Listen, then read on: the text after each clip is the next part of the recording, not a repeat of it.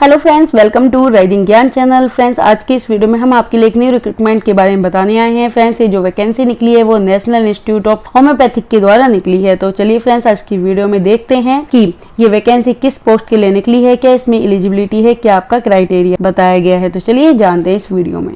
जो वैकेंसी निकली है वो NIH रिक्रूटमेंट 2023 नोटिफिकेशन रिलीज के हो गए हैं और ये वैकेंसी MTS और LDC एंड स्टेनो के लिए निकली है। NIH रिक्रूटमेंट 2023 के बारे में हम थोड़ा डिटेल में देख लेते हैं, पर उससे पहले फ्रेंड्स, अगर आपने अभी तक हमारे चैनल को सब्सक्राइब नहीं किया है तो प्लीज चैनल को सब्सक्राइब कीजिए, बेल आइकन दबाइए, वीडियो को लाइक कीजिए, शेयर कीजिए, जिससे आपको न्यू नोटिफिकेशन मिलती रहे। ऑर्गेनाइजेशन जो है वो नेशनल इंस्टीट्यूट ऑफ होम्योपैथिक यानी कि NIH है। पोस्ट नेम इसमें MTS, LDC, steno and other post के लिए है। एड्रेस नंबर 1/2023 है। नंबर ऑफ वैकेंसी आपकी 79 पोस्ट है। सैलरी आपकी वेरियस पोस्ट वाइज है। एप्लीकेशन लास्ट डेट जो फॉर्म की है वो आपकी 25/5/2023 है। अप्लाई मोड आपका ऑनलाइन रहने वाला है। ऑफिशियल वेबसाइट आपकी @NIH.nic.in है। अब फ्रेंड्स, इसकी इंपोर्टेंट डेट के बारे में बात कर लेते हैं। तो स्टार्ट डेट जो फॉर्म अप्लाई करने की 5/5/2023 है। लास्ट डेट फॉर्म अप्लाई करने की 21/5/2023 है। डाउनलोड एडमिट कार्ड आपकी 28/5/2023 है। डिक्लेरेशन आपका 28/6/2023 है। Skill test interview admit card आपके 22 जून से 1 जुलाई 2023 तक आएंगे। एप्लीकेशन फीस के बारे में हम देख लेते हैं। तो अनरिजर्व OBC और EWS में आपकी 1000 रुपये फीस है। SC ST फीमेल ESM और PWBD में आपकी कोई फीस नहीं है। पेमेंट मोड आपका ऑनलाइन रहने वाला है। देख लेते हैं एज लिमिट एंड सैलरी के बारे में। प्रोफेसर की आपकी 50 ईयर बताई गई है। 1,23,100 रुपए से लेकर 2,15,900 रुपए तक सैलरी बताई गई है। असिस्टेंट प्रोफेसर की 35 ईयर बताई गई है। 56,100 रुपए से लेकर 1,77,500 पे स्केल बताई गई है। रेजिडेंस मेडिकल ऑफिसर की 35 ईयर बताई गई है। 56,100 रुपए से लेकर 1,77,500 रुपए तक फीस बताई गई है। मेडिकल ऑफिसर की आपकी 35 ईयर बताई गई है। 56,100 रुपए से लेकर 1,77,000 की सैलरी बताई गई है। असिस्टेंट रिसर्च ऑफिसर की आपकी 35 ईयर बताई गई है। 56,100 रुपए से लेकर 1,77,500 रुपए आपकी सैलरी बताई गई है।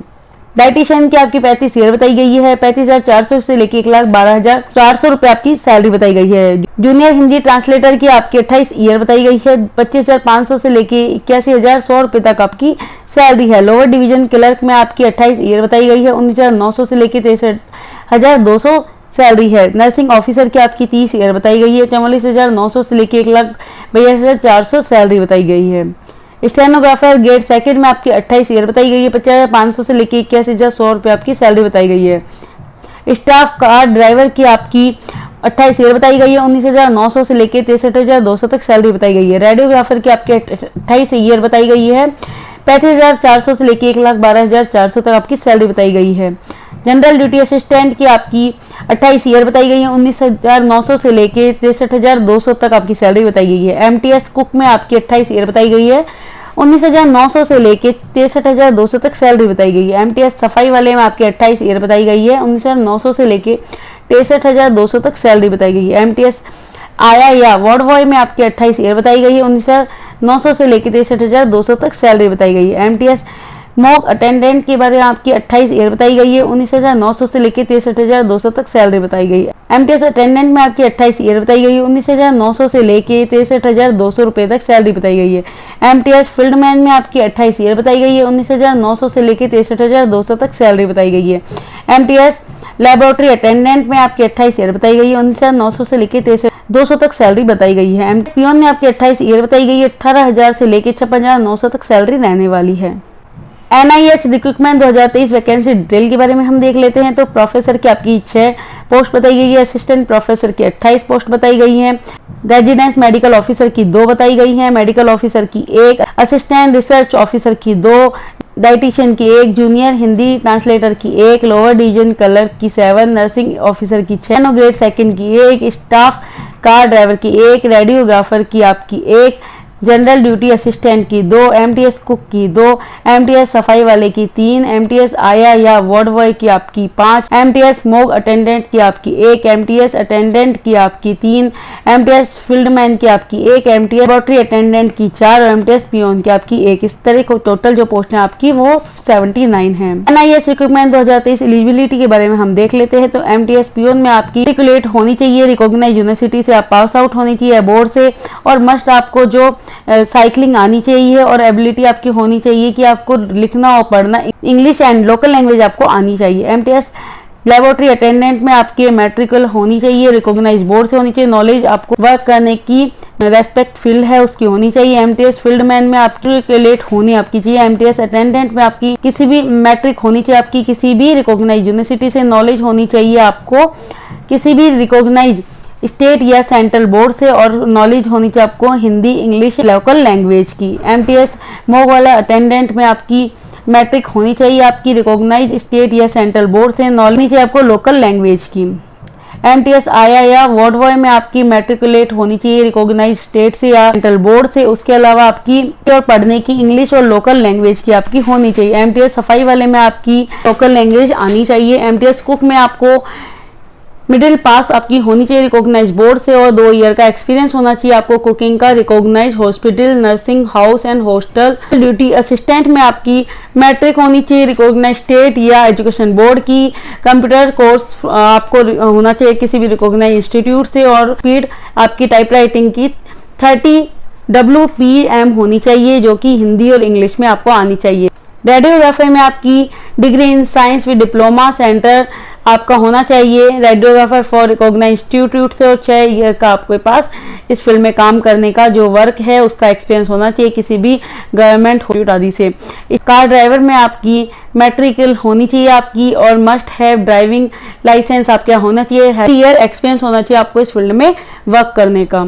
स्टेनोग्राफर सेकंड में higher secondary from recognize state board से आपके पास एजुकेशन पास आउट आप होने चाहिए, और आपके पास टाइपराइटर में आपको टाइपिंग करना आपकी स्पीड होनी चाहिए। 80 WPM आपकी होनी चाहिए शॉर्ट में, और 30 WPM with typewriting in English and Hindi में आपके पास होनी चाहिए। Qualification in computer course from recognize institute से आगे होना चाहिए। नर्सिंग ऑफिसर में आपकी nursing BSc nursing post BSc nursing आपके पास सारे कोर्स जो बता रखे हैं आप डिटेल में पढ़ सकते हैं, आपके वो होने चाहिए। उसके बाद क्लर्क में आपकी high secondary SSC recognise board से आप पास आउट होनी चाहिए। क्वालिफिकेशन होनी चाहिए, टाइपराइटिंग आपको आनी चाहिए। 30 WPM हिंदी और इंग्लिश में। जूनियर हिंदी ट्रांसलेटर में आपकी डिग्री इन हिंदी इंग्लिश में रिकॉग्नाइज यूनिवर्सिटी से, आपको इंग्लिश हिंदी जो है वो आपको सब्जेक्ट आपके होनी चाहिए। एट लास्ट 1 ईयर का आपके पास डिप्लोमा आना चाहिए हिंदी ट्रांसलेशन में, और क्वालिफाइड होने चाहिए आप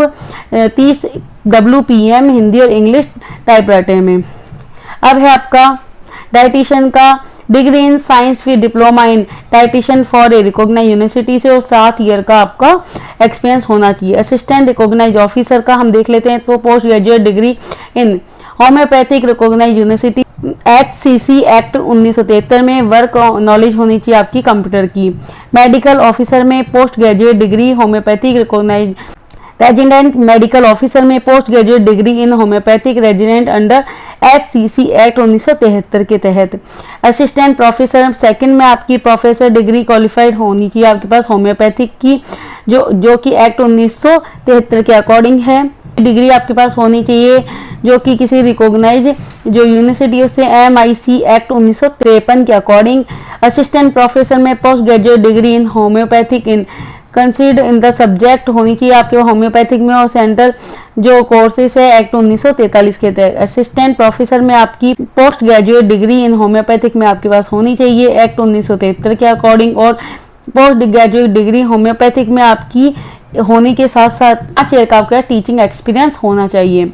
NIH वैकेंसी इस सिलेक्शन प्रोसेस के बारे में, तो प्रोफेसर का इंटरव्यू, असिस्टेंट प्रोफेसर का CBRTN interview, resident medical officer का CBRTN इंटरव्यू, मेडिकल ऑफिसर का CBRTN interview, assistant research officer का CBRTN इंटरव्यू, डाइटिशियन का CBRT, जूनियर हिंदी ट्रांसलेटर का CBRTN skill test, lower division clerk का CBRTN skill test, nursing officer का CBRT, stenographer grade second में CBRTN skill test, car driver OMR exam, radiographer CBRT, general duty assistant की OMR exam, MTS cook का OMR exam, MTS सफाई वाले का OMR exam, MTS आया या ward boy का OMR एग्जाम, MTS मोग अटेंडेंट का OMR exam, MTS attendant OMR exam, MTS fieldman का OMR exam, MTS laboratory attendant का OMR एग्जाम, और MTS पियोन का OMR एग्जाम आपका होने वाला है।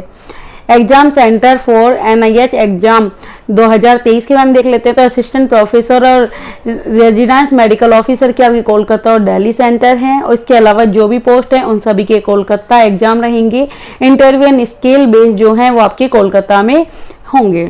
अप्लाई NIH ऑनलाइन फॉर्म 2023, तो आपने जो भी कैंडिडेट इसमें अपने आप को एलिजिबल मानते हैं, अपने आप को कैपेबल मानते हैं, इसमें अप्लाई करना चाहते हैं, वो सभी इसमें ऑनलाइन फॉर्म के जरिए अप्लाई कर सकते हैं। ऑनलाइन फॉर्म आपकी अप्लाई करने की डेट 5 मई 2023 है और लास्ट डेट आपकी 25 मई 2023 है, तो आप इसमें अप्लाई कर सकते हैं। फ्रेंड्स, अधिक जानकारी के लिए आप इसकी जो ऑफिशियल वेबसाइट है उस पर जरूर देखिए, और इस हमारे चैनल को सब्सक्राइब कीजिए, बेल आइकन दबाइए, वीडियो को लाइक कीजिए, शेयर कीजिए, जिससे आपको न्यू नोटिफिकेशन मिलती रहे। Thank you so much.